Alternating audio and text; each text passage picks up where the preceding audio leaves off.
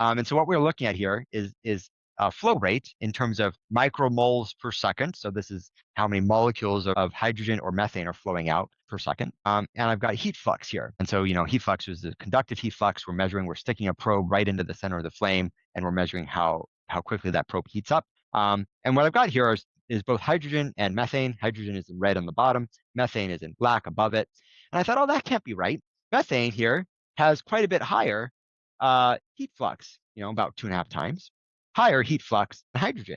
And it's like, okay, hydrogen, I'm going to think about it, and hydrogen has an enthalpy of combustion of 120 megajoules per kilogram. So every kilogram of hydrogen has 120 megajoules, which is a lot for combustion. Methane, actually, by the way, I don't know the number for methane off the top of my head, but I do know jet fuel off the top of my head, which is going to be very similar to methane. Jet fuel has an enthalpy of combustion of about 43 megajoules per kilogram. So almost a third of hydrogen. That's one of the reasons we like hydrogen, right? That's why it's used in rockets, for example, is that it's got a lot of punch for the weight. And so it's like that was my going in thing. I was thinking, oh man, so what did I do wrong? And I spent more time than I'd like to admit trying to figure out where did I go wrong on this data. Like maybe my set point was wrong, maybe, or more likely my analysis was wrong, and everything was checking out. And then I was like, oh, you moron.